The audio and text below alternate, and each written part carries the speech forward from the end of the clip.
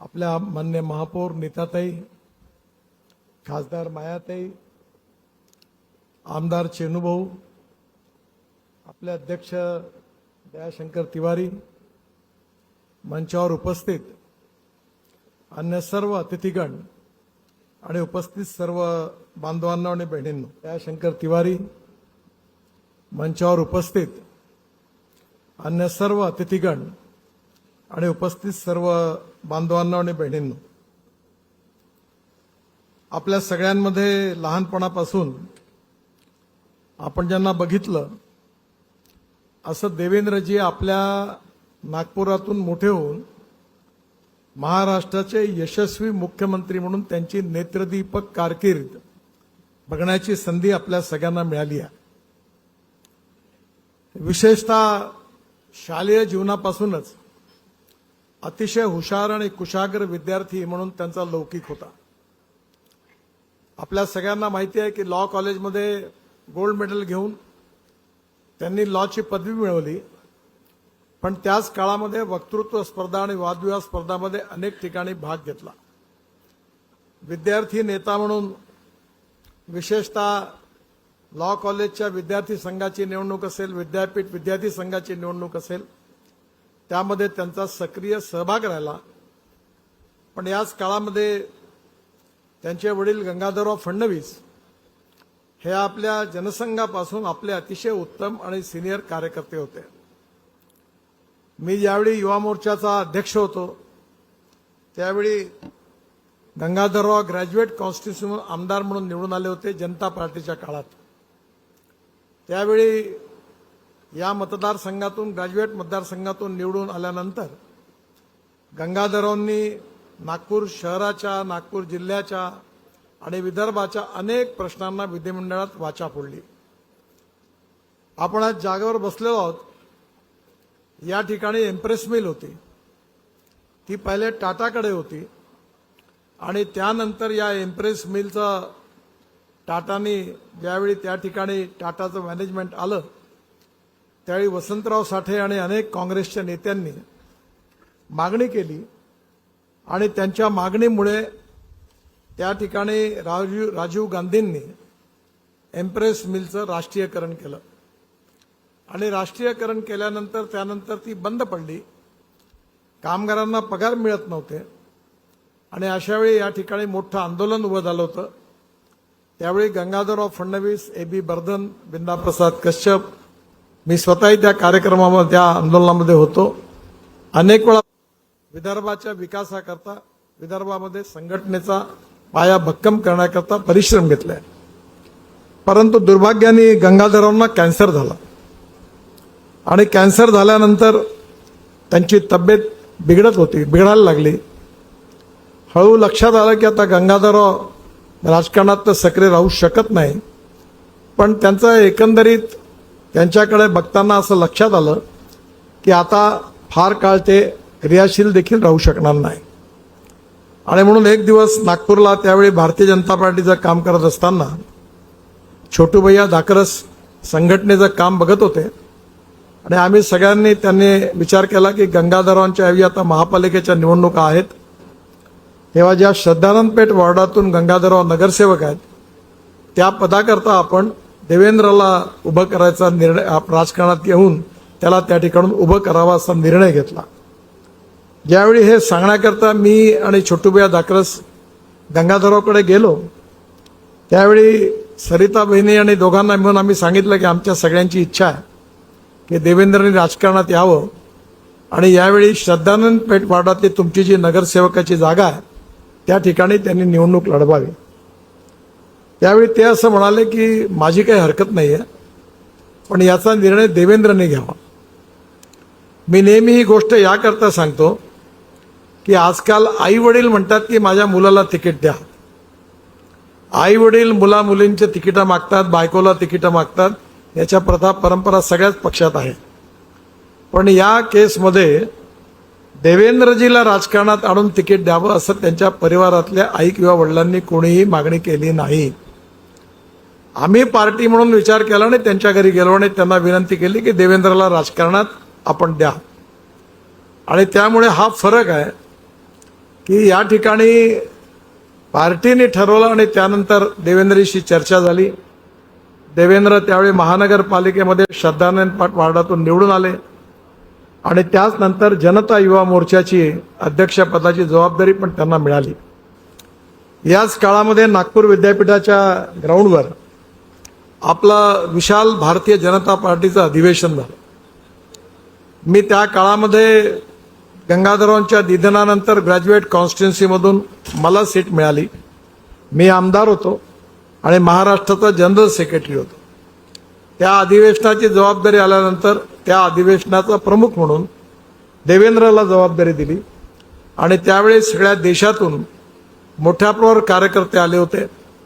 त्याचवेळी अटल बिहारी वाजपेयी प्रधानमंत्री होते आणि या ठिकाणी नागपूरला मोठं अधिवेशन झालं. त्या सगळ्या व्यवस्थेची जबाबदारी देवेंद्रकडे होती. त्यांनी अतिशय उत्तमपणे ती जबाबदारी सांभाळली आणि त्यानंतर मग पश्चिम नागपूरमधून त्यावेळी दक्षिण पश्चिम आणि पश्चिम नागपूर एकच मतदारसंघ जवळपास होता.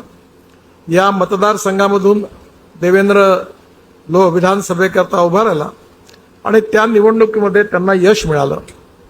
आमदार म्हणून यश मिळाल्यानंतर त्यांनी त्यावेळी विशेषतः अतिशय उत्तम चांगलं काम विधानसभेमध्ये केलं आणि विधानसभेमध्ये काम करत असताना त्या काळामध्ये त्यांनी विधानसभेत आपला आवाज बुलंद केला. हे काम करत असताना एक फार मायन्यूट गोष्ट आहे ती सर्व कार्यकर्त्यांनी लक्षात ठेवण्यासारखी आहे. ज्यावेळी आम्ही सर्वे केला त्यावेळी दक्षिण नागपूर आणि पश्चिम नागपूरमध्ये आपल्याला यावेळी सीट निवडून येण्यात कठीणाई आहे असं सर्वेमध्ये दृष्टिक्षेपात आलं. त्यावेळी मोहन मते दक्षिणचे आमदार होते आणि देवेंद्रजी पश्चिम नागपूरचे आमदार. मी आल्यानंतर त्यांना बोलवून एकट्यात बोलवून हा सर्वे सगळा दाखवला आणि मी म्हटलं असंच राहिलं तर आपल्याला निवडणूक जिंकणं कठीण होईल. मी मोहन मतेंनाही पण हे दाखवलं की असेशी पब्लिक कडला सर्वे आलेला आहे. देवेंद्रजीने मला सांगितलं की आता माझ्या लक्षात आलेलं आहे, तुम्ही काळजी करू नका. त्यांनी 3-4 महिने मेहनत घेतली आणि वसंतराव देशपांडे सभागृहामध्ये पश्चिम नागपूरच्या कार्यकर्त्यांचं मोठं संमेलन घेतलं आणि त्या संमेलनाकरता त्यांनी पूर्ण ग्रासरूटपर्यंत मेहनत केली आणि त्या संमेलनानंतर पुन्हा एकदा जनतेचा विश्वास त्यांनी मोठ्या प्रमाणावर निर्माण केला आणि त्यानंतर पुन्हा ते पश्चिम नागपूर विधानसभेत निवडून आले.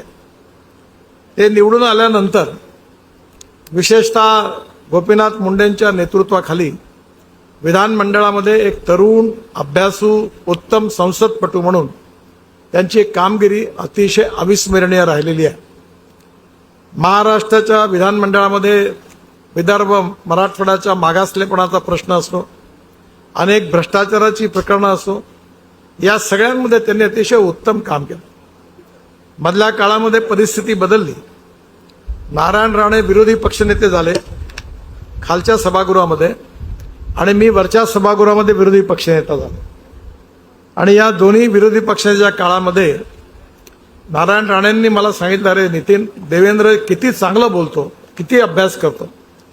आणि त्यावेळी नारायणरावांनी त्यांना पुष्कळ प्रोत्साहन दिलं.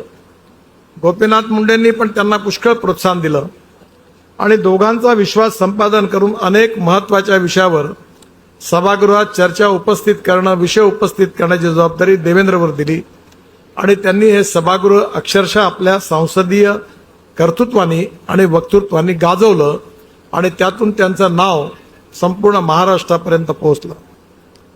ज्यावेळी नरेंद्र मोदींच्या नेतृत्वाखाली महाराष्ट्रामध्ये आपलं सरकार आलं, दिल्लीतलं सरकार आलं, तर निवडणुका झाल्या होत्या महाराष्ट्राच्या आणि त्यावेळी पहिल्यांदा मेजॉरिटी मिळाली आणि देवेंद्रजींना महाराष्ट्राचा मुख्यमंत्री होण्याचा मान मिळाला. या सगळ्या कार्यकाळामध्ये त्यांनी महाराष्ट्राला एका प्रकारे एक समृद्ध संपन्न राज्य म्हणून पुढे आणलं. त्यांनी केलेल्या कार्यामध्ये मोठी इन्व्हेस्टमेंट महाराष्ट्रामध्ये आणली. महाराष्ट्रामध्ये सिंचनाचे प्रकल्प बंद पडले होते, त्यापैकी 50% प्रकल्प जे पूर्ण झाले आहेत पण 8-8, 10-10 वर्षापासून 12 वर्ष बंद पडलेले आहेत. त्या प्रकल्पाकरता त्यांनी माझ्याकडून मागणी केली की मी त्यावेळी वॉटर रिसोर्सेस मंत्री पण मीच होतो आणि त्या काळामध्ये आपल्या विदर्भातलं गोसीखुर्द प्रकल्प आणि त्याचबरोबर ही सगळी जी प्रकल्प आहे पूर्ण करणं माझ्याकडे त्यांनी मागणी केली. प्रधानमंत्र्यांच्या संमतीने 6,000 कोटी रुपये महाराष्ट्रातल्या अशा प्रकल्पाकरता एक बळीराजा सिंचन योजना आपण तयार केली आणि एक प्रधानमंत्री सिंचाई योजना यातून 12,000 कोटी रुपये दिले. चेनुभाऊ इथे बसले आहेत. त्यांच्या जिल्ह्यातला सगळ्यात महत्वाचा प्रकल्प जिगाव झाला का पूर्ण? तो थोडासा पूर्णत्वाकडे चालला आहे. पण बुलढाणा जिल्हा हा सगळ्यात अनुशेषामध्ये सिंचनाच्या सगळ्यात मागासला होता. या प्रकल्पाचंही काम सुरू झालं. गोसीखुर्दला पण त्या काळात मी 6,000 कोटी रुपये भारत सरकारकडनं दिले आणि 6,000 कोटी रुपये प्रधानमंत्री सिंचाई योजनेत दिले आणि 6,000 कोटी बळीराजा योजनेमध्ये 50% जे प्रकल्प होती त्याकरता दिले. या सगळ्या योजना देवेंद्रजींनी तयार केल्या आणि त्यातून विदर्भ आणि मराठवाड्यातलेच नाही तर पश्चिम महाराष्ट्रात देखील अनेक प्रकल्प जसा सोलापूर, सांगली आणि विशेषतः सातारा जिल्ह्यातला जो दुष्काळी भाग आहे, ज्या गावामध्ये टेंभू, म्हैसाळ सारख्या सगळ्या योजना आहेत त्या योजना देखील पूर्ण झाल्या. मी ज्यावेळी पंढरपूरवरून हेलिकॉप्टरने ज्यावेळी सांगलीला चाललो होतो तेव्हा मला तो सगळा परिसर माहिती होता आणि त्या ठिकाणी पाणीच नव्हतं. विशेषतः पूर्ण दुष्काळी भाग होता सांगली जिल्ह्यातला आणि सोलापूर जिल्ह्यातला, सातारा जिल्ह्यातला. पण या सगळ्या योजनांमुळे आता तिथे पूर्ण पाणी येऊन सगळा परिसर हिरवा झाला आणि शेतकऱ्याचं कल्याण झालं. त्यामुळे पश्चिम महाराष्ट्र, मराठवाडा, विदर्भातली अनेक प्रकल्प त्या काळात पूर्ण झाली आणि त्यामुळे सिंचनाचा मोठा अनुशेष त्या निमित्ताने दूर झाला. आज जसं शेतकऱ्यांकरता कर्जमुक्तीच्या बाबतीत जशी अपेक्षा आहे तसंच याच काळामध्ये मोठ्या प्रमाणावर देवेंद्रजीने आपल्या शेतकऱ्यांकरता अनेक योजना हातात घेतल्या. विशेषतः मध्य प्रदेशच्या सरकारने लोकप्रिय लाडकी बहीण योजना त्यांच्या नेतृत्वाखाली आली आणि एवढंच नाही तर या सगळ्यामुळे एकंदरीत प्रगती आणि विकासाच्या दृष्टीने महाराष्ट्र झपाटून पुढे गेला. नागपूर शहर आपल्या महाराष्ट्राची उपराजधानी आहे म्हणून त्यांनी वेळोवेळी बावनकुळे साहेबांनी मागणी केली आपले पालकमंत्री म्हणून आणि देवेंद्रजींनी नागपूर शहराकरता, जिल्ह्याकरता भरपूर पैसे दिले. अनेक कॉन्क्रीटचे रोड त्यांच्यामुळे झाले. अनेक पुलाकरता त्यांनी महाराष्ट्र सरकारकडनं पैसे दिले. महापालिकेला एवढं अनुदान दिलं की आता महापालिका आपल्या खर्चाबद्दल बोलतच नाही, अनुदानाचा खर्च कसा करायचा याच्यावरच बोलते. म्हणजे त्यांचं स्वतःचं बजेट ते विसरले कारण त्यांना सवय झाली की दरवेळेला देवेंद्रजी पैसे देतात. म्हणजे एका प्रकारे या सगळ्या नागपूर शहरातल्या अनेक कामामध्ये त्यांचं योगदान राहिलं. सगळ्यात महत्वाचं योगदान म्हणजे त्यांनी बांधलेला समृद्धी महामार्ग. समृद्धी महामार्ग जो आहे हा पूर्ण याचं श्रेय खऱ्या अर्थाने देवेंद्रजींना आहे. अनेक वेळा रस्त्याचं कुठलंही काम झालं की अनेक लोक मलाच SMS पाठवतात. तेव्हा मी अनेक लोकांना सांगतो की समृद्धी महामार्ग मी बनवलेला नाही आहे, हा महाराष्ट्र सरकारचा आहे आणि देवेंद्रजीच्या काळात बनलेला आहे. अतिशय मोठा असा महामार्ग आपल्या विकासाकरता उपयोगाचा आहे आणि आता इथून नागपूरपासून गोंदिया, गडचिरोली आणि चंद्रपूर यालाही जोडण्याचा पुढे समृद्धी महामार्गाला जोडायचं त्यांनी ठरवलं.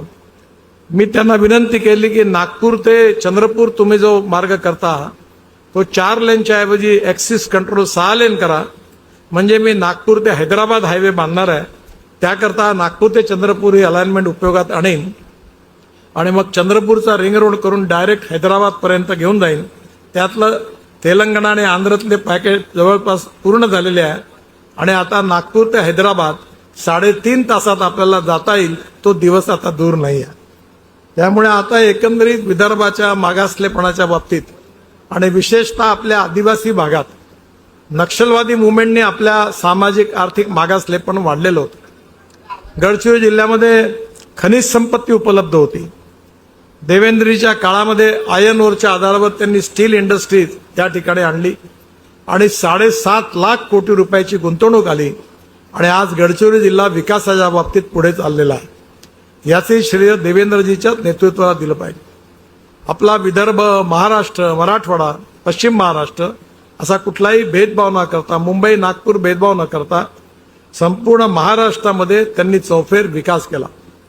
अतिशय मनमिळावू, नम्र, सगळ्यांना बरोबर घेऊन जाणारं, पण प्रशासनाच्या बाबतीत कठोर भूमिका घेऊन काम करणारं त्यांचं व्यक्तित्व होतं. राजकीय कौशल्यामधून अनेक लोकांना बरोबर घेऊन जाणं आणि त्या सगळ्यांना घेऊन काम चालवणं हे कठीण गोष्ट आहे. पण आज त्यांनी महाराष्ट्रामध्ये यशस्वीपणे हे सरकार चालवलं आणि या सरकारचा परफॉर्मन्स पण अतिशय चांगला आहे. विशेषतः या सरकारमध्ये विदर्भाचा, नागपूरचा तर विकास झालाच, पण या सरकारमध्ये महाराष्ट्राचाही विकास झाला. मोठी गुंतवणूक आपल्याकडे येऊन राहिलेली आहे. आज आपल्याकडे एम्स आलं, मेडिकल मेवचा विस्तार सुरू आहे. खरं म्हणजे असे अनेक कामं मोजता येतील की या काळामध्ये देवेंद्रजींच्या सहकार्याने ती उभी झाली. 1,500 कोटीचं मेव हॉस्पिटल असेल, 800 कोटी रुपये मेडिकल कॉलेज करता असेल, या ठिकाणी एम्स आलं, IIM आलं, जे भारत सरकारच्या मेट्रो सुरू झाली. अशा अनेक प्रकल्पामध्ये महाराष्ट्र सरकारकडून त्यांनी सहकार्य केलं. आज बघता बघता नागपूरचं चित्र बदललं. एवढे पूल झाले आता की आता मलाही वाटते की आता पूल पुष्कळ झाले, आता पुलाची मागणी करू नको, जो तो उठते तो पूल मागून आला. आता इतके अपेक्षा लोकांची वाढली की पहिले एक पूल देखील होत नव्हता, आता जो तो म्हणते माझ्या घरासमोर पूल बांधा, कारण आता लोकांना वाटतं की हे होऊ शकतं. त्यामुळे येणाऱ्या काळामध्ये या सगळ्या विकासाच्या कामात त्यांचं योगदान राहिलं. आणि याचबरोबर त्यांचे वडील गंगाधरराव यांचा कॅन्सरने मृत्यू झाला. त्यामुळे कॅन्सरच्या पेशंटच्या बाबतीमध्ये त्यांनी आपल्या रिंग रोडवर मोठं कॅन्सर इन्स्टिट्यूट, रिसर्च इन्स्टिट्यूट आणि हॉस्पिटल काढलं. आणि हे हॉस्पिटल जे आहे आज खऱ्या अर्थाने अनेक कॅन्सरच्या रुग्णाची सेवा करत आहे. मला विश्वास आहे की सर्व क्षेत्रामध्ये त्यांनी केलेलं काम भारतीय जनता पार्टीचा एक यशस्वी नेता म्हणून आपल्याकरता आनंदाचा आणि अभिमानाचा विषय आहे. परंतु विषय याकरता महत्वाचा आहे की हा सगळा इतिहास जो आहे हा तरुण पिढीसमोर जर गेला तर त्यातून प्रेरणा घेऊन देवेंद्र सारखे कार्यकर्ते पुन्हा तयार होतील. आणि त्या कार्यकर्त्यांनी, कारण राजकारण आणि सत्ता याचं गणित फार कठीण असतं. जे मंत्री, आमदार, खासदार बनतात त्यांनी लक्षात ठेवलं पाहिजे की गुळाची भेली जी असते तिला मुंगळे आपोआप येऊन चिकटतात, त्यांना सांगावं लागत नाही. आणि एकदा गुळ खाऊन संपला का मुंगळे पळून जातात. त्यामुळे सत्तेत असणारे मंत्री आणि पुढे मागे धावणारे लोक जेव्हा विरोधात जातात तेव्हा मात्र दिसत नाही. त्यामुळे सत्तेमध्ये असतानाही कार्यकर्त्याचं आणि संघटनेचं भान ठेवून जर काम केलं तरच आपला विजय पुढे होत राहणार आहे आणि पार्टी मजबूत राहणार आहे. देवेंद्रजींनी ज्यावेळी विरोधी पक्षात होता त्यावेळी चांगलं काम केलं. जेव्हा पद एखाद्या वेळी त्यांचा हक्क असताना गेलं तरी त्यांनी संयमाने परिस्थिती हाताळली, काम केलं. कितीही प्रतिकूल परिस्थिती असेल तरी त्यावर काम करत निष्ठेने पक्षाचा विचार घेऊन पुढे राहणं, या परीक्षेत त्यांनी पूर्णपणे उत्तीर्ण झालं. आणि म्हणून त्यांचं व्यक्तित्व, कार्य, कर्तृत्व आणि विकास कार्य या बाबतीत तरुण पिढीला माहिती मिळावी म्हणून अजिंक्य योद्धा हे प्राध्यापक अरुण कनेर यांनी पुस्तक लिहिलेलं आहे आणि त्याचा आज प्रकाशन समारंभ होत आहे. अतिशय आनंदाची गोष्ट आहे की आज हा सगळा इतिहास पुस्तक रूपाने समोर आलेला आहे. आपण सगळ्यांनी हे पुस्तक जरूर वाचावं आणि याकरता पुस्तक काढलेलं आहे की या इतिहासामधून निश्चितपणे तरुण युवकांनी प्रेरणा घ्यावी आणि त्यातूनच देवेंद्रजी सारखे अनेक कार्यकर्ते आपल्या पक्षात तयार व्हावे, हाच त्यामागचा उद्देश आहे. आणि म्हणून मी प्रकाशकांना आणि लेखकांनाही मनापासून धन्यवाद देतो. आदरणीय बावनकुळे साहेब आज इथे आलेले आहेत, त्यांचंही पण भाषण माझ्यानंतर होणार आहे. मला माझ्या पायाचं ड्रेसिंग करण्याकरता गेल्या 6-7 महिन्यापासून माझ्या पायाला जरा जखम झाली होती. त्या डॉक्टरकडे 7:30 वाजताची अपॉइंटमेंट होती आणि म्हणून ते बघणार आहे म्हणून मला डॉक्टर मार्डीकरांकडे जायचं आहे. त्याच्यामुळे मी बावनकुळे साहेबांची आणि आपल्या सगळ्यांची विनंती करणार आहे की माझं भाषण झाल्यानंतर मी जाणार आहे तरी आपण मला अनुमती द्यावी. आणि पुन्हा एकदा देवेंद्रजींच्या उज्ज्वल भविष्याकरता मी त्यांना मनापासून खूप खूप शुभेच्छा देतो. आणि त्याचबरोबर त्यांचं व्यक्तित्व, कार्य आणि कर्तृत्व आपल्या सगळ्या कार्यकर्त्यांना भविष्याकरता प्रेरणा देत राहील असा विश्वास व्यक्त करून मी माझं बोलणं संपवतो. धन्यवाद. नमस्कार.